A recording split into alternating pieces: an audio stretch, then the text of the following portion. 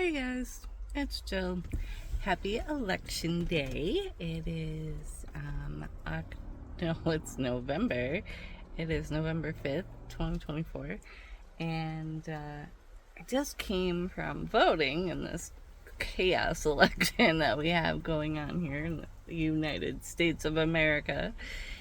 And I wanted to talk really quickly about, let's say, civic duty and unrest and things that may shift and change.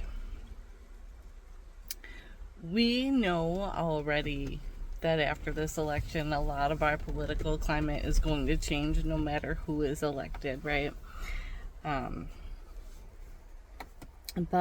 in Vancouver, Washington, and Portland, Oregon, we have seen incidents of voter fraud, right? Tampering with ballots, burning of ballot boxes. So there is a very real possibility that this election will not be called today. And if it is, that it will be contested. So just know that whoever is declared the winner, that may not be who is inaugurated. We know that Mr. T is a performer, right? We've seen that on TV, and we've certainly seen it throughout this election. So there have been a lot of things on our political stage and on our world stage that are shifting and changing to shift our collective path forward. Now, Nikola Tesla taught us that for anything to come to be, it must first start in the mind. So energy is everything right now, you guys. Whatever our heart and our mind of this country is where we're going to go. We are going to get the presidency that we deserve.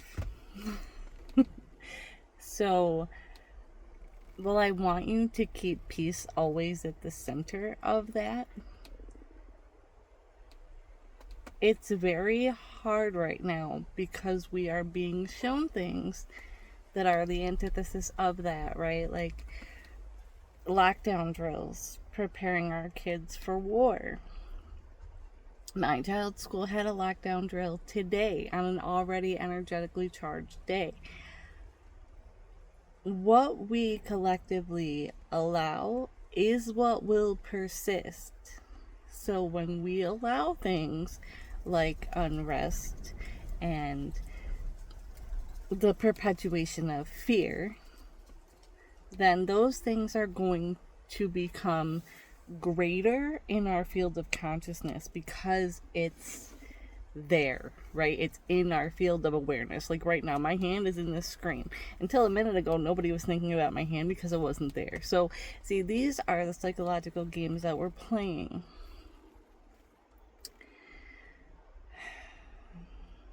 If you live in hotspot areas, my apologies, I was going to make a video on this a couple weeks ago. Have water. Run out now, get milk, get bread, get things so that you don't have to go out for a couple of days, because it is possible that there's going to be unrest in bigger cities. I don't think I have to worry about that where I am, but there may be things that go awry. There may be intentional things. You know, we saw the burning of the building in Nashville a couple of years ago after elections.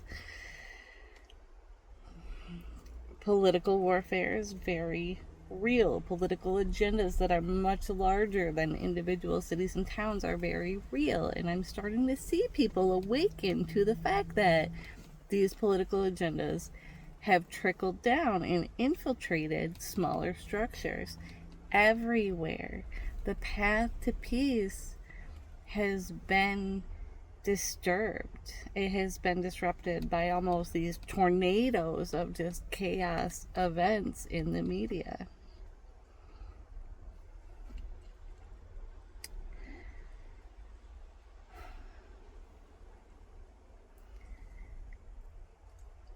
Please understand that no matter what you believe, everyone has inherent value.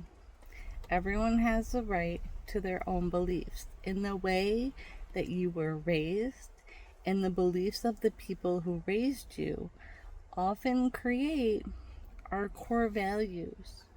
So right now, a lot of people are questioning their own values, they're questioning what they believe, or they're really, really doubling down on the things that they do believe.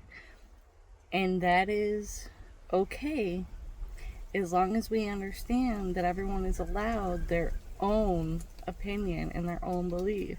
We're not all going to agree on all the same things. But the one thing that we have to agree on is that we are living, we are breathing, we are here by the grace of some creator being that brought 7 billion of us together here. Okay? So, this unrest, in this chaos, in this war, it's not acceptable.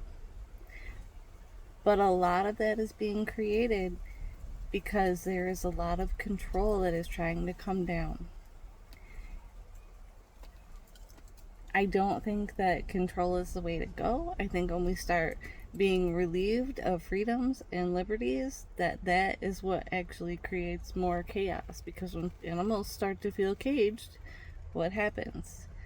They freak out, right? Or they go the opposite way and they learn to cower and capitulate and sit in the corner.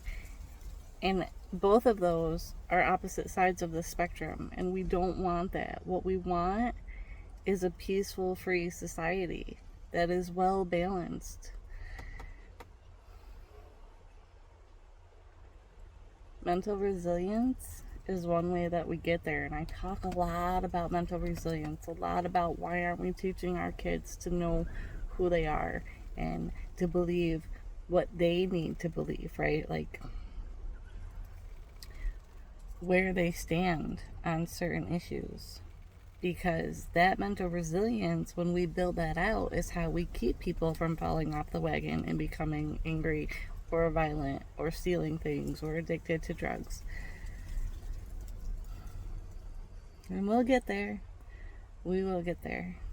But for the time being, please just hold your ground and be firm, but be at peace and be peaceful with one another and respect each other's boundaries and respect each other's beliefs. It will all be decided, but it needs to be decided peacefully. And it's going to take time because I don't think it's going to happen today, unfortunately. And as more events and performances roll out, just please understand that that's what they are, and they're designed to create upheaval, and they're designed to make you question who you are and where we're going. So hold tight. If you need some help, reach out. Reading, turning off the TV, breathing exercises, go on YouTube, find some yoga videos, or listen to some different frequencies.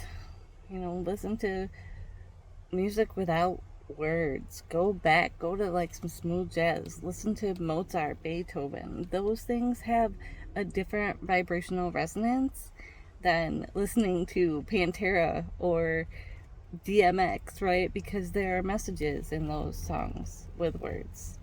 And while it's important to evolution, it's not always helpful when we're trying to find balance. There's an agenda behind everything, you guys. Knowing yourself is going to be the only way forward. So, alright, I'm going to be quiet. I love you guys. It is a beautiful day. I hope that you are enjoying some sunshine, and I will talk to you guys later.